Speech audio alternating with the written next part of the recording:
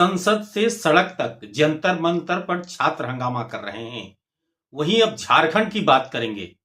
JPSC घोटाला, चाहे वो किसी का सत्ता हो, चाहे वो बीजेपी की सत्ता हो, चाहे महागठबंधन की सत्ता हो, शुरुआत से ही 26 साल राज बने होने को आ रहा है।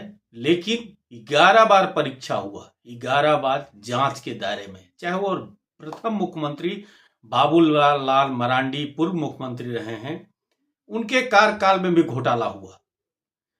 चाहे वो अर्जुन मुंडा की बात करें, उनके कार्यकाल में भी घोटाला हुआ। अब समझिए कि समझने की कोशिश करेंगे कि इसमें आखिर घोटाला हो रहा है, बच्चों के भविष्य के साथ खिलवाड़ हो रहा है। आज फिर बीजेपी कल मशाल जुलूस निकाली थी युवा बीजेपी के द्वारा। लेकिन जिस तरह से चाहे वो बीजेपी की सत्ता हो या महागठबंधन की सत्ता, हेमंत सोरेन ने जांच के भी आदेश दिए। उन्होंने कि ऐसा नहीं है। आप लोगों ने इससे पहले की कई परीक्षाओं को आप लोगों ने देखा है, कितनी सफलतापूर्वक परीक्षाएं हुई है। आप पिछले जो हमारे विपक्ष के लोगों के कार्यकाल को देखें, उसमें उन लोगों ने कितने एग्जाम्स कराए और हम लोगों ने इतने दिनों में कितने एग्जाम्स कराए, कितने सफलतापूर्वक कराए। क्योंकि ये सिस्टम में बहुत बड़ा ये है, मतलब कुछ एक्टिविटीज हैं जहां एक एक समय पर ही पकड़ में आते हैं। छुपे छुपे लोग हैं, बरसों से जगह जगह पर बैठ करके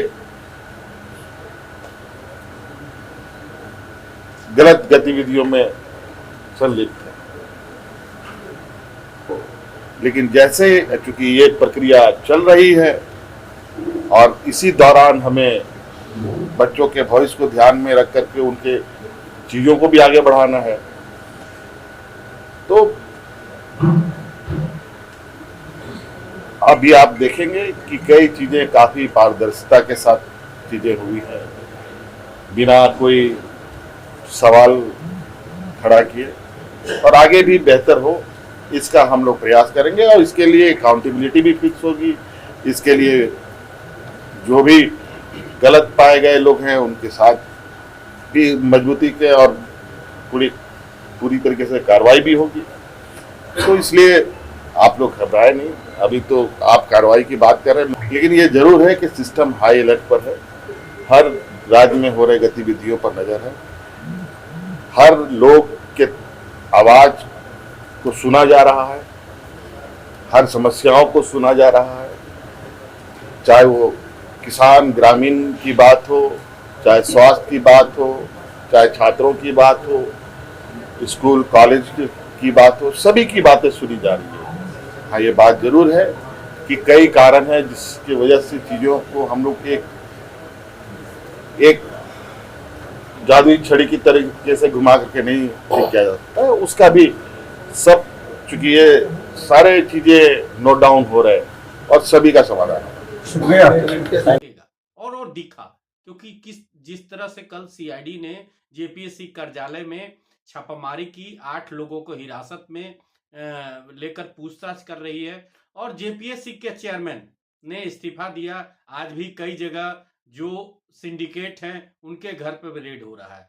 नमस्कार, Santosh Kumar first report live Hindi देख रहे हैं। जानते हैं विस्तार से आखिर राजनीति क्यों हो रही है। क्योंकि जब जब जेपीएससी एग्जाम होता है तब तब यहाँ के नेताओं के द्वारा राजनीति की जाती है। क्योंकि इससे पहले 60 जो पूर्व अध्यक्ष दिलीप सिंह थे, 60 लोगों के खिलाफ सीबीआई ने आरोप पत्र दाखिल कर दिया है। लेकिन अभी मामला court, high court, supreme court, CBI, ED जांच के दायरे में है। आखिर दोषी कौन है? जो अधिकारी अभी भी जो सीबीआई के चार्जशीट में आरोप पत्र सीबीआई ने दायर कर दिया है, लेकिन अभी तक वो पद पे बने हुए हैं।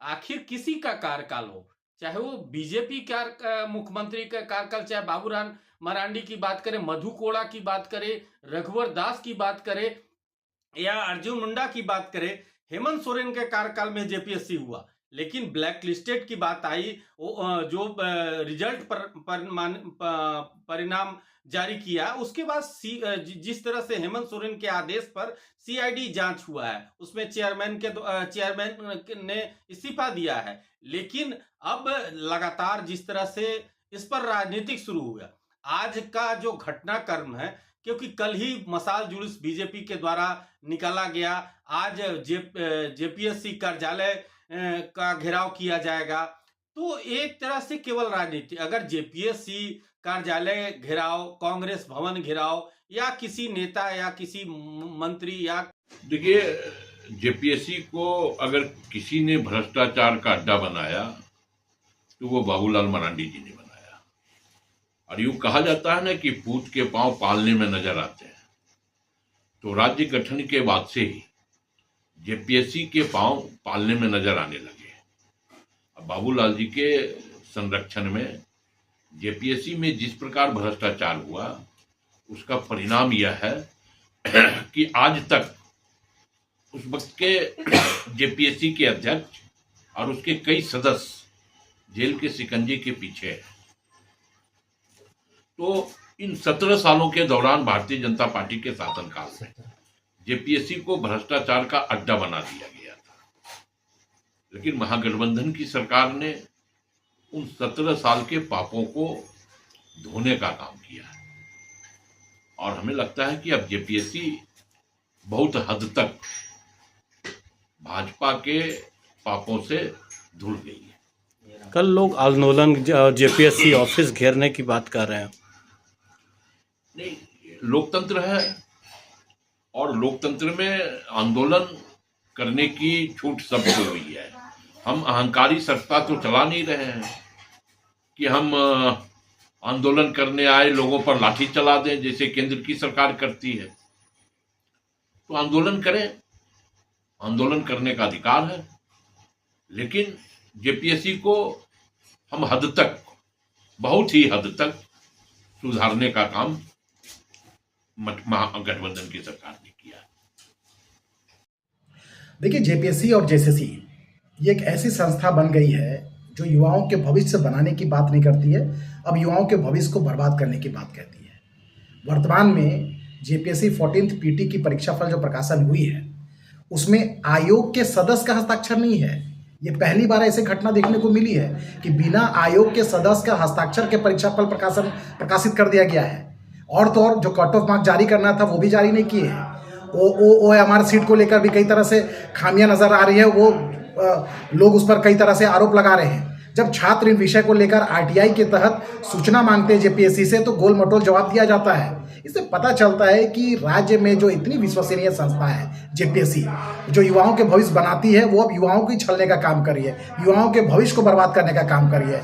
जो इतने कड़े परिश्रम के बाद में झारखंड के आदिवासी, झारखंड के मूलवासी छात्र जब मेहनत करके, गाँव गरीब किसान मजदूर का बच्चा जब जेपीएससी में पार्टिसिपेट करता है कि अपने मेहनत के बल पे क्वालिफाई करे, तो वहां पर भ्रष्टाचार की बू आने लगती है। पैसे वाले लोग को, बाहर के लोगों को बुलाया जाता है और सीट बेचा जाता है। हम कह सकते हैं कि जेपीएससी युवाओं के भविष्य बनाने की बात नहीं करती है, युवाओं के भविष्य को एक तरह से बेचने का काम करती है। और जो आपका सवाल था, ये पिछले 6-7 सालों से यहाँ हेमंत सोरेन जी की सरकार है, और जितने भी नियुक्तियां हुई है हेमंत सोरेन सरकार के ही प्रिय अधिकारी जेपीएससी के में कुर्सी संभाले हुए हैं।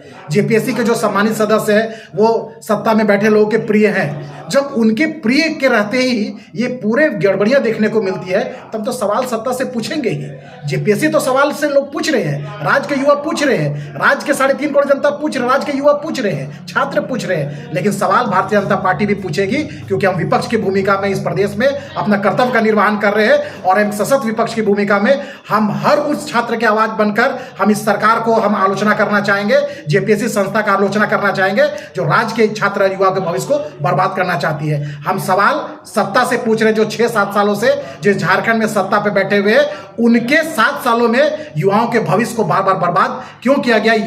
राज्य के छात्र और युवाओं के सपनों को कौन सरकार ने कुचलने का काम किया? कल 22 जुलाई को हम भारतीय जनता पार्टी के युवा विंग पूरे प्रदेश भर से हजारों छात्र और युवा रांची कूच करेंगे और जयपाल सिंह मुंडा स्टेडियम में जुटकर मार्च पास्ट करते हुए जेपीएससी कार्यालय जाएंगे और एक विराट धरना प्रदर्शन और घेराव कार्यक्रम होगा।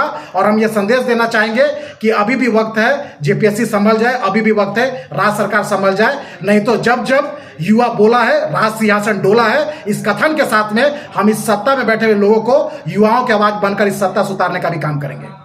पिछले जो आपकी सरकार थी उस समय घोटाला जो हुआ उसको किसको दोषी मानते हैं? देखिए, निश्चित रूप से 7 सालों से ये हेमंत सोरेन जी की सरकार है। पिछले कई मामले आए, कई लोगों ने जो इस मामले में पकड़े गए। देखिए, सवाल हम इनसे सत्ता से इसलिए पूछना चाह रहे हैं, एक मामला है, बहुत ही बारीकी से इस पर अध्ययन करने की आवश्यकता है। यह पहली बार हुआ है कि जब जेपीएससी ने एक ही संस्था को, प्राइवेट संस्था को, वो भी ब्लैकलिस्टेड है उत्तर प्रदेश में, उसको उन लोगों ने यहाँ जेपीएससी का एग्जाम कंडक्ट कराने के लिए दे दिया। और 8 चरण में, 8 लेयर में वो परीक्षा होती है। वो चाहे प्रश्न पुस्तिका का जो छपना होता है, OMR सीट का छपना होता है, या एप्लीकेशन फॉर्म को ऑनलाइन सबमिट कराना रहता है, ये पूरा लेयर होता है। 8 लेयर जो 8 अलग अलग संस्था को देना था, वो एक ही संस्था को दे दिया गया, और वो भी वो संस्था जो उत्तर प्रदेश में ब्लैकलिस्टेड है। यानी जिस सरकार ने, जिस एजेंसी को वहां पर लात मार के भगाया था, उसको हेमंत सोरेन की सरकार और जेपीएससी ने उसको रेड कारपेट बिछा के यहां युवाओं के भविष्य बर्बाद करने के लिए बुलाया। तो हम सवाल पूछेंगे कि ये लोग जानबूझकर जेपीएससी को एक चारागाह बना लिया है, भ्रष्टाचार का माध्यम बना लिया है कि यहां के आदिवासी मूलवासी जो बच्चे हैं, जो छात्र हैं, उसके सपनों को कैसा बेचा जाए, उसके सीट को कैसे बेचा जाए। इसलिए हम आरोप लगाएंगे सीधे तौर पर जेपीएससी और राज्य सरकार के ऊपर में। आखिर गड़बड़ी के पहले कैसे गड़बड़ी हुई है, इस पर जांच क्यों? क्योंकि जब मुख्यमंत्री को इंटरफेयर करना पड़ता है, सीआईडी उस पर जांच करती है, तब जाकर अधिकारियों के द्वारा इस्तीफा दिया जाता है। इसके पहले भी जो पूर्व चेयरमैन दिलीप सिंह हैं, उनके ऊपर चार्जशीट हुआ है, सीबीआई जांच कर रही है, सुप्रीम कोर्ट, हाई कोर्ट में मामला है। लेकिन अब देखना होगा कि अब जो जांच, जो जेपीएससी घोटाले, जिस तरह से कल रात से ही सीआईडी जांच कर रही है, चेयरमैन इस्तीफा दे दिए, अब आने वाले समय में क्या जेपीएससी का परीक्षा जो हुआ है, पीटी का रिजल्ट हुआ है, वो रद्द होगा या उसमें कुछ सुधार होगा, आने वाला वक्त ही बता पाएगा। अब इस पर जिस तरह से राजनीतिक हो रही है, अब राजनीतिक से बच्चों के भविष्य के साथ खिलवाड़ किया जा रहा है। अब आने के बाद जब जांच का जो सीआईडी जांच कर रही है, उसमें जांच रिपोर्ट आने के बाद ही पता चल पाएगा कि कौन दोषी है।